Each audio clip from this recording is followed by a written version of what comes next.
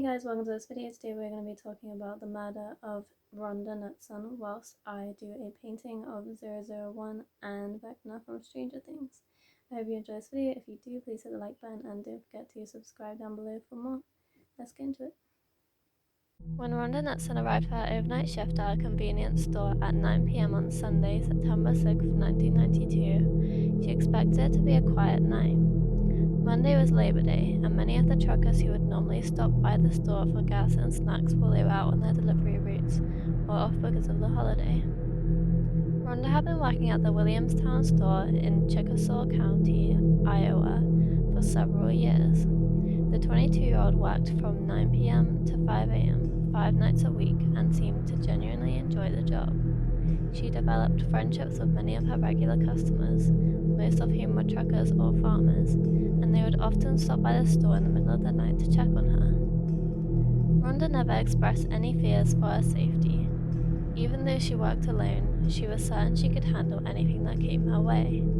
Unfortunately, she was wrong. The exact sequence of events that took place during Rhonda's shift that night remains unknown, but she never left the store alive. The Williamstown store, known as Billtown to locals, was owned by Ray and Beverly Robrook. They lived just a quarter of a mile away from the store, and employees were under strict instructions to call them at home if they encountered any sort of problem while they were working their overnight shift alone. Rhonda never attempted to call the couple that night, so when Ray arrived to relieve her at 4:45 a.m. on Monday, he had no idea he was about to walk into a nightmare. When Ray entered the store, Rhonda wasn't at her usual spot behind the checkout counter. Ray entered the store's back room, assuming that his clerk was back there looking for something. He was horrified when he walked through the door and found her lying on her back in a pool of blood. It was clear that Rhonda was dead. Trying not to panic, Ray raced for the phone and called the Chickasaw County Sheriff's Department. Deputies responded immediately and were devastated when they learned that the victim was Rhonda. They would often stop by the Williamstown store during her overnight shifts to get coffee, and many of them considered her a friend. The investigation was hampered by the fact that the convenience store didn't have any surveillance cameras. Although many of the customers who frequented the store were locals, it was the only 24-hour gas station located on Highway 36 between Chester, Minnesota and Waterloo, Iowa, a distance of more than 120 miles. A handful of those who stopped by each night were just passing through the area. Without surveillance cameras, determining the identities of all those who stopped by the store during Rhonda's shift that night would be next to impossible. The motive for the murder was also unknown. The store had not been robbed, and Rhonda was fully clothed when she was found, leading investigators to believe that there had been no. The medical examiner would later confirm this. She had died from blunt force trauma to her head. Her killer had beaten her to death with some kind of heavy object. No murder weapon was recovered at the scene, so detectives immediately launched a massive physical search of the area around the store in hopes that the killer had dropped it as he fled. More than 50 deputies and firefighters spent their Labor Day scouring the sides of 3 major highways leading out of the New Hampton area. The medical examiner believed that the weapon used to kill Rhonda had likely been made out of metal, perhaps a heavy iron rod. Although searchers were told to concentrate on looking for such a piece of metal, they kept an eye out for anything that could have been used to beat someone to death. By the time doctors fell over the area, they had covered more than 2 square miles of land, but made no significant finds. While searchers continued to look for the murder weapon, detectives set out to find anyone who had patronized the Williamstown store on the night that Rhonda was killed.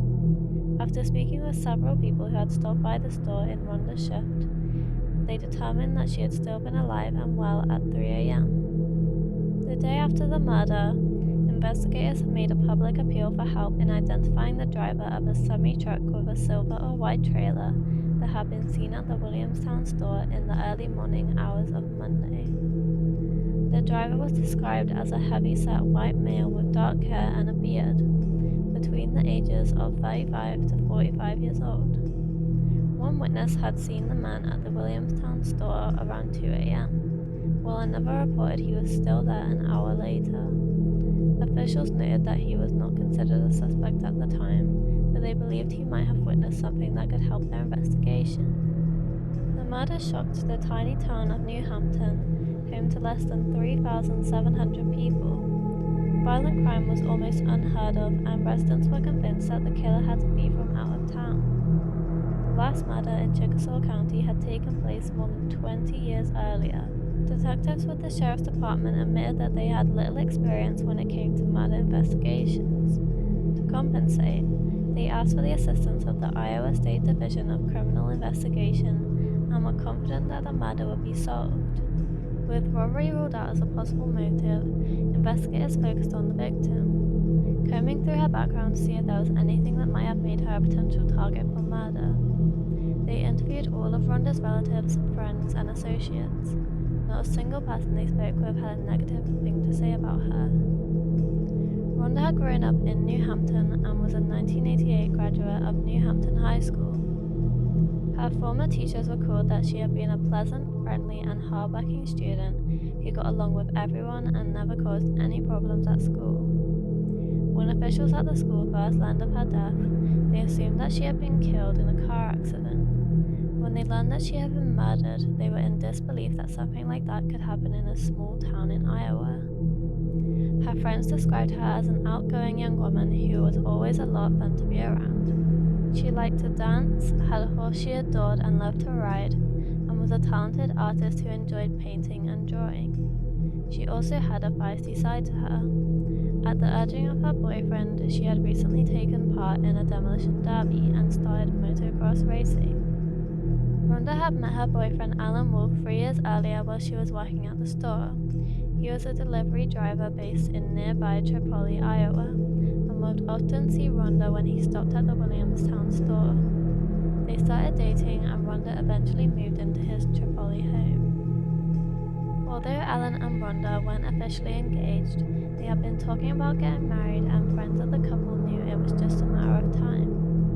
Alan had told friends that he had planned on proposing at Christmas, and Rhonda was going to stop working after the end of the year so she could concentrate on planning their wedding.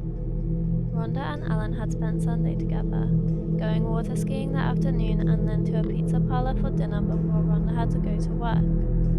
Alan had previously expressed concerns about Rhonda's safety while working third shift, but she had brushed him aside. Still, Alan was concerned enough that he would sometimes stop by the store in the middle of the night while Rhonda was on duty. He would catch a few hours of sleep in the back room before he had to leave on his early morning delivery route. Since Alan had off on Monday due to the holiday, Rhonda encouraged him to stay home. He rarely got the chance to sleep in, as his delivery route meant that he had to be up before dawn on most days. Rhonda assured him she would be fine, and Alan believed her. It was a decision he would later regret. He was still in bed, sound asleep, when deputies showed up to notify him about his girlfriend's death. Roy and Beverly, the owners of the convenience store, noted that Rhonda had never indicated she was fearful about working alone at night. While they did have some female employees who refused to work the overnight shift, Rhonda seemed to prefer it. She always felt safe as she had a number of regular customers who would stop in throughout the night. One elderly farmer who lived nearby would often swing by the store in the middle of the night just to check up on Rhonda, sometimes bearing gifts of fresh produce for her. A few nights before the murder, in fact, he had bought her a bag of green peppers. Detectives spent the days immediately following the murder canvassing the area looking for anyone who might have seen something unusual in the early hours of Monday morning. They found several residents who each recalled seeing a strange man in the Williamstown store that morning. The witnesses agreed to meet with a sketch artist to describe the person they had seen. Officials determined that 2 of the witnesses were describing the same person, while a third witness had seen a different man. On Thursday, they released composite sketches of both of these unidentified men. Rhonda's funeral was held on Friday at Trinity Lutheran Church in New Hampton. More than 500 people showed up to pay their respects to the young woman who was taken far too soon. Her father, Knutson, remembered his youngest daughter as someone who loved everyone she met and was always willing to go the extra mile for anyone. Her family was still struggling to come to terms with what had happened, and Nels told reporters that he hoped the killer would be found quickly before any other family had to go through what the Knutsons were going through.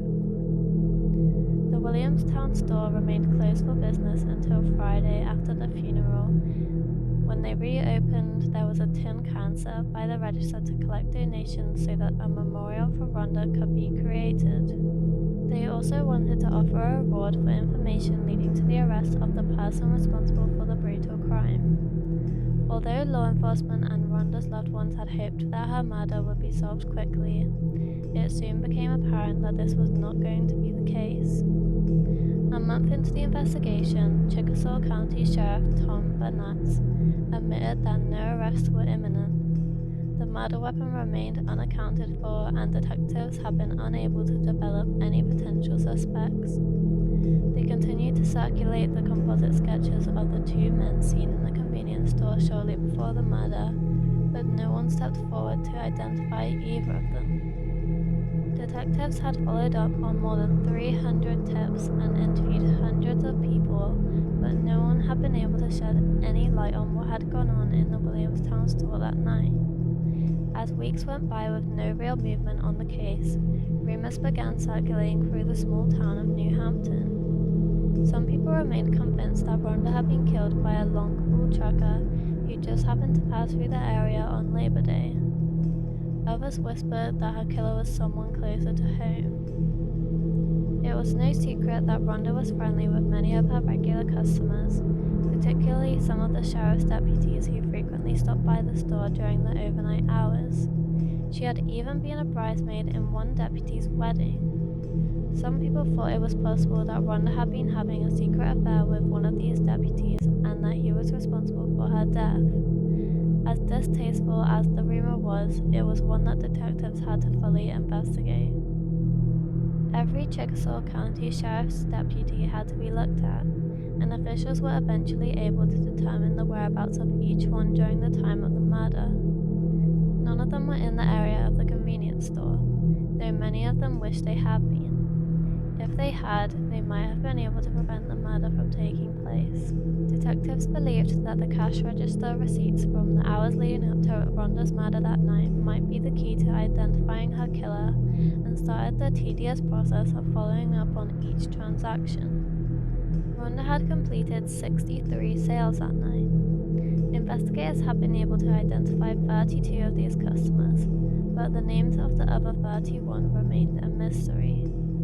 With no surveillance video, it was virtually impossible to track down the customers who had paid cash for their purchases. By December, the case was starting to stall.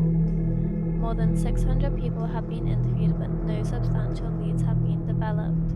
For Rhonda's family, the fact that her murderer was still free was almost too much to bear. Her mother, Mary, told reporters that her life felt empty without her daughter. Though she knew finding the person responsible wouldn't bring her daughter back, she feared that he would kill again if he wasn't caught. More than anything, she didn't want him to take the life of any other young woman. Her boyfriend Alan was dealing with his own feelings of loss and loneliness. His future with the woman he loved had been stolen from him, and he told reporters it was impossible for him to describe exactly how he felt. His pain only intensified when he found a note in Rhonda's purse after she was dead. She had been compiling a list of possible baby names for the future children she and Alan had planned to have. Soon it was September again, and Rhonda had been gone for an entire year. Her family and friends held a candlelight vigil to mark the grim occasion. Although it was apparent that no one in the community had forgotten the horrible crime, it seemed as if the killer might never be caught. Despite an intense investigation, detectives still had no idea why Rhonda had been killed or who was responsible for the crime. Although the investigation had stalled, detectives refused to give up on finding the killer. They sent flyers about the case to more than 20 states, hoping that one might recall a similar crime that could be linked to Rhonda's murder. Although they continued to follow up on each call they received, investigators noted that the number of tips had dwindled to only 3 or 4 a month. None of them led to the murderer. In 1996, Rhonda's family asked Noreen Reena, a psychic who had assisted police in nearly all 50 states in the past, to take a look at Rhonda's case.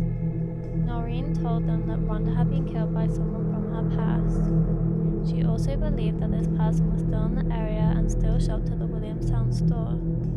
The psychic also stated that the weapon that killed Rhonda was still inside the convenience store. Police were doubtful, but dutifully went back over everything in the store.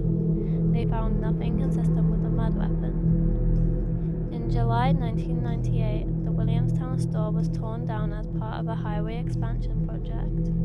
Although the site of her death is gone, Rhonda is still remembered in New Hampton. Over the years, detectives have made several fresh attempts at solving her case, but the identity of the killer continues to elude them.